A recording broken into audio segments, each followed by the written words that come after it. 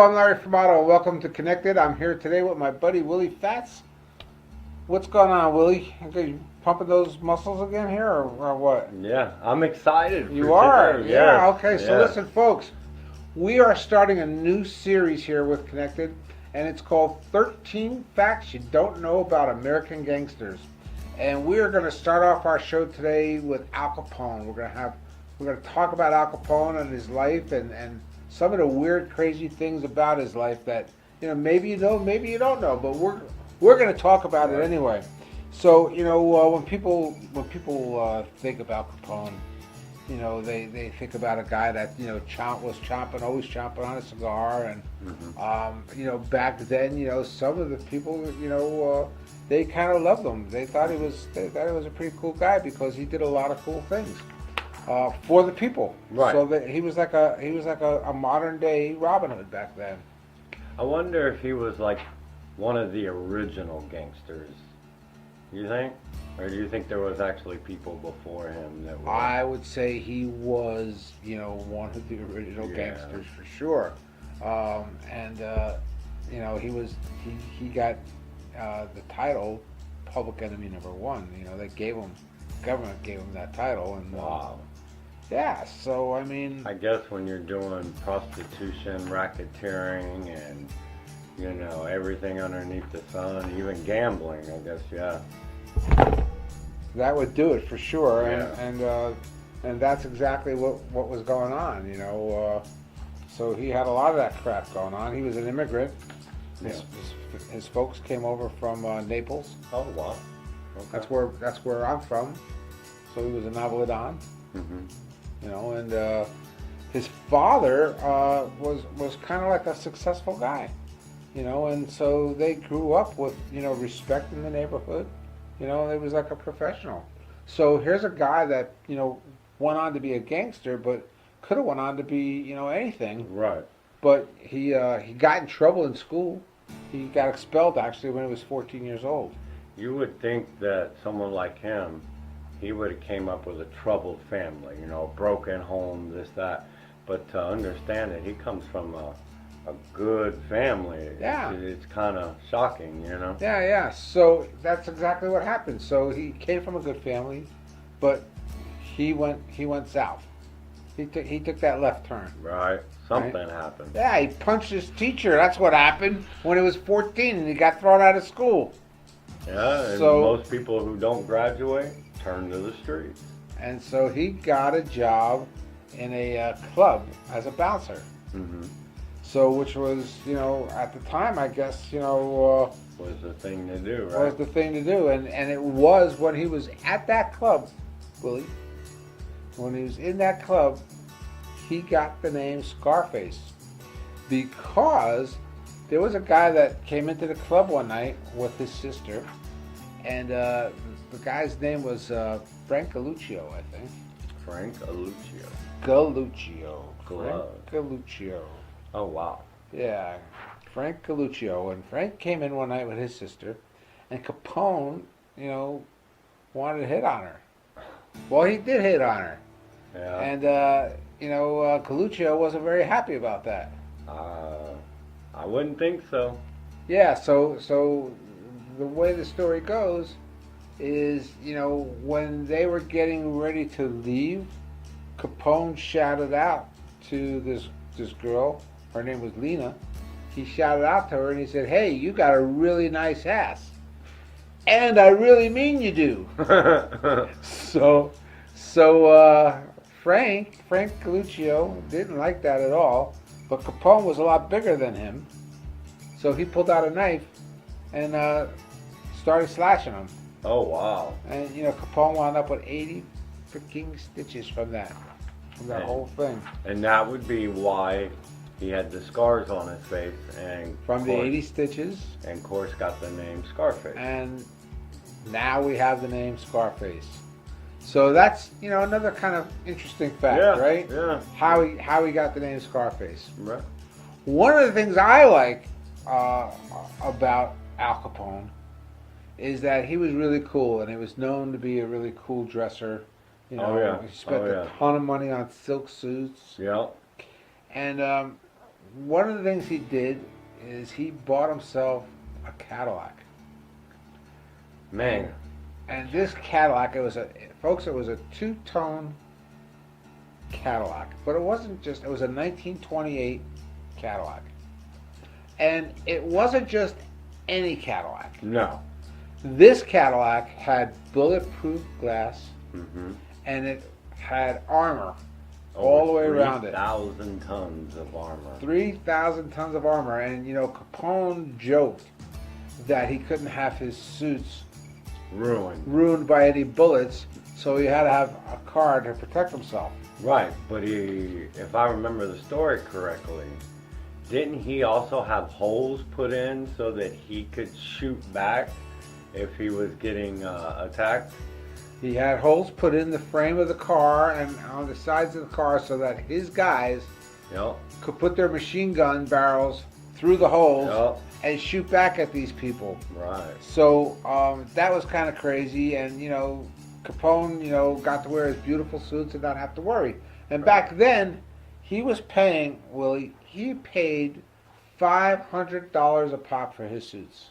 Wow. That don't sound like a lot right now, but you imagine in 1920.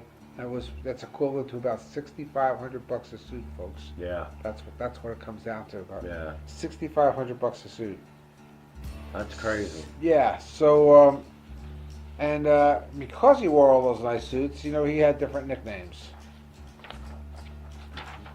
So one of the nicknames obviously was Scarface, but his friends called him Snorky. Snorky. What a nickname to have. That's what they called it. And you want to know why? Why? That was a slang name back in Chicago that people would give to snazzy dressers. Oh, wow. So if you were a snazzy dresser and you wore silk suits back then, somebody might call you Snorky. Snorky. Yeah. So that mean I can call you Snorky? Oh, I don't know. I don't want to be called Snorky. No Snorky. You can call me Cool. You can call me, you can call me, I don't know. Oh. Spiffy. I'll take Spiffy. Spiffy, huh? You can call me Spiffy. So, Al Capone was a great golfer. Yeah. Did you know that? Or am I telling you this? No, I once I read about all this because of you doing the show, that's when I learned about it. But no, I did not know he golfed before we started this. He was an avid golfer, folks, and him and his crew would go out on the golf course and get shit-faced drunk. And, of course, they would never go anywhere without their guns. So where do you think they had their guns? In their golf bags, where you would be, like, shocked? I mean, like, who carries a gun in a golf bag? They did. And here's another interesting fact. Al Capone shot himself on the golf course because he had his revolver in the gun with his clubs, and they were out there and they were drinking, and I mean literally were drunk, and he went to get one of his clubs and he shot himself, and they wound up having to go to the hospital. He almost died. So how crazy is that? Could you imagine that? Being out there shooting golf with somebody? He was out there with Machine Gun Jack McGurn and Killer Burke. Wow. And they just, it was just crazy. That's crazy. Yep. So he pretty much almost he almost killed himself. All because he was drunk and tried to pull out a club. Yeah. So I'm going through these things, folks. That's why you see me, throwing these papers on the floor. My producer, gives me all these facts, but I can't memorize all this stuff. I mean, it's kind of fun to talk about, though. Right. So here's another fun fact that I'm sure no one knows about this. So today, Al Capone would be worth at least $1 billion. Man, he'd be up there with some of the richest men. Yeah, so even with all his expensive suits, all the jewelry, his 1928 Cadillac, all the money that he made from his bootlegging and prostitution and gambling, guess how much this guy made a year back then, Willie? In 1920, you're probably going to tell me a low number because You gotta assume it's 1920. So what would it be? I would say what? A couple thousand? Al Capone, folks, made $100 million a year. Imagine that in 1920 That's equivalent to 1.3 billion a year. Yeah. He owned, another fact. These are facts. You ready? Mm-hmm. He owned half of Chicago's police force. He had him in his back pocket.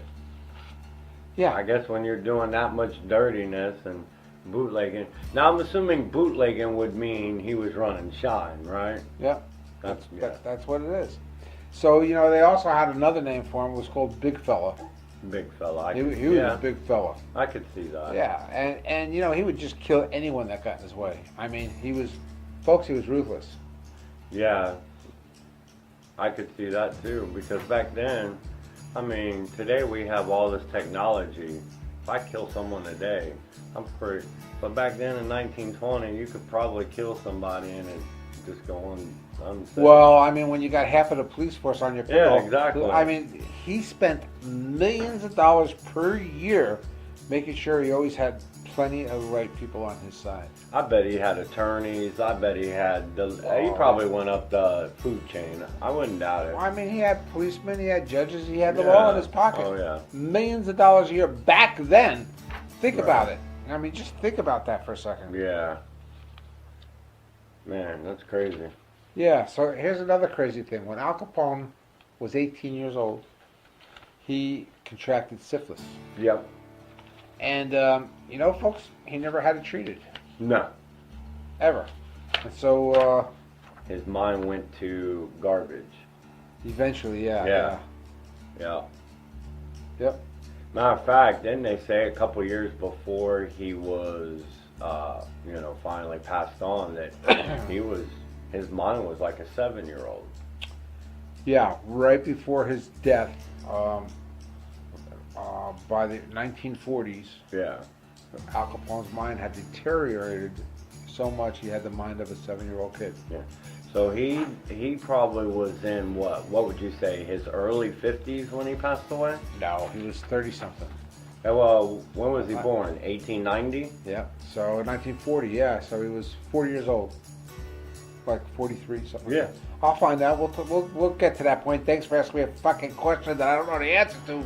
Well, no, I'm just saying, I'm just trying to picture, when he passed away, kind of where he was age-wise, because syphilis is no joke. If you don't get it treated, it's no joke. It'll mess you up. He never had it treated, and it just affected his brain, and Yeah. it just deteriorated.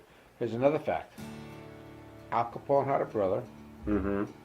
and his brother was a Prohibition enforcer. So here we had Capone on one side, And his brother on the other side. running booze and making all that bootleg shit, Mm-hmm. and then his brother was out there with sledgehammers breaking open the bottles. Right. So it was kind of like a civil rivalry. What do you think about that? That's just crazy. Yeah, you wonder if they ever had, or if his brother ever knew his brother was doing all that. It just makes you wonder. Oh, well, he knew it. Oh. So listen, so we talked earlier, and we said that Capone in the neighborhoods, they looked at him like he was a Robin Hood. Mm-hmm. So, and the reason for that is, Capone figured he had to do something to step up his image. Right. So he started soup lines, soup kitchens, and started feeding the hungry and the poor.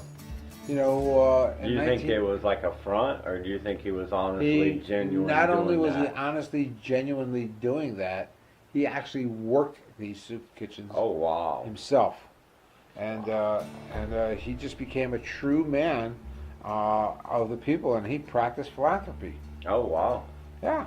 So again, So he had that nice side to him, but then he had that ruthless side where... Well, he just didn't like to see, a good man suffer, Right. not having food and... Well, I guess if you're making $100 million a year in that time period, you could afford. And to you know, do this was during the Great Depression. You know, so and you know, he just he went in there and he helped out himself. He just didn't throw the money at them. He actually went there and worked it. Wow. All right, well, let's take a break real quick and we'll get back to some fun facts. What do you think? Okay, folks, stay right here with us. We'll be right back with more fun facts of American Gangsters with Ail Capone. So another fun fact of Ail Capone. This absolutely blows my mind, folks. Ail Capone and his brother lobbied to have an expiration date put on milk bottles. Yes. That's just crazy. I guess somebody got sick. One of his relatives. Right, got sick from drinking milk that was bad, and then he went on They that. lobbied the Chicago City Council to pass a law requiring expiration dates be put on milk bottles. Yeah, How crazy is that? that's crazy. Yeah, so, I mean, here's this murderous guy, Right? right? Little. And he's lobbying to have expiration dates put on milk bottles. So, you know, not only did they get the expiration dates put on milk bottles, they actually got into the milk bottling business. And his brother ran that, and his brother got the nickname Bottles. Oh, wow. Yeah. That's cool. Yeah. So, it's funny how people come up with nicknames. I mean, like for me, you know, Willie Fats. Yep. You know, did you have any nicknames when you were coming through your time? Sometimes I did, yes, and I'm not going to share them with you. Oh, you know what? I'm gonna have to keep that question so when we get either like George or Polly back on, I'm gonna have to get some of your nicknames. Well, you know, I might sneak one or two out to you every now and then. Okay. You know, Larry the Boat was one. Oh, I'm not going to tell you how I got that nickname either. Larry the Boat. Larry the Boat. It probably had They to do called me the Boat. That the was boat. It, the Boat. Did you have boats back then? I did. So listen, Capone was brutal, and he wanted everybody to know it. And he hired his own press agent. Fucking What? guy So- hired his own press agent. He hires his own press to follow him Yeah, so that people could understand who he really was. yeah, he hired his own press agent. I guess if you got that kind of money. But from what I saw, he was a spender. He was a spender, and you know, some of the other stuff that, you know, Capone was linked to and highly regarded as the architect for it was the St. Valentine's Massacre. Oh, yes. Yeah. Mm-hmm. And so, folks, these are some of the interesting things about Ail Capone, and we think they're kind of interesting. Oh, I do. You know, and every day we're going to bring you a new gangster Yep. and facts about these new gangsters, Mm-hmm. and we're going to talk about them. And if you have any questions, or if you feel that anything we said might be a little bit incorrect, give us a message. And how do they do it? Well, they can email us At connectedwithlarry@gmail.com. or call us at 941. 244 Fuck if I know. 2392. That's what it is. One more time, Will. 941. 244 2392. 941-244-2392. Right. That's our number. You can call us, leave us a message. We'll get back to you. But it's better if you just email us. Yeah, right? if you email us a video or just email us a question, we'll put it on the show. If you have other facts about Capone that you want us to mention, We can always revisit it. yeah, we can revisit it, and we'll even give you a shout out that you're the ones that gave us that fact. And what else do we want everyone to do? Don't forget to subscribe, like, and share. We want you to share. That's You got to all. do what? Elbow what? Elbow drop the like button. Do it. Smash. Show him. Come on. Elbow drop This the guy, like he's button. not with it today, folks. Smash the subscribe button. And don't forget to turn on your notifications, because with this new series, and we're doing a different gangster every day, you really don't want to miss the episode. Tomorrow, we're going to be doing Machine Gun Kelly. Machine Gun Kelly, not the rapper Machine Gun Kelly. They don't care about the freaking rapper. You don't understand how popular Machine Gun Kelly is in the rap business right Well, now. we're just gonna go get a machine gun and just and then. Right? Now, Machine Gun Kelly, what era are we talking? 1920s still? Absolutely. So was that 30s, the era of the 30s. Tommy gun? I don't. He asked me questions. I don't know the freaking answers to them. So let me know what era the Tommy gun was in. Leave it in the description below or email us. Okay, folks. So listen, one more time. One more time. Elbow. Drop that like button. Smash the subscribe button. And don't forget to turn on your notifications, because you don't want to miss these two duos and any content that we have coming down the pipeline. So to see more of Willie Fats and me, just repeat everything he just told you to do. Follow those instructions. Word for word. And don't forget to freaking do it. No. And also, don't forget to do this. If you want to be connected,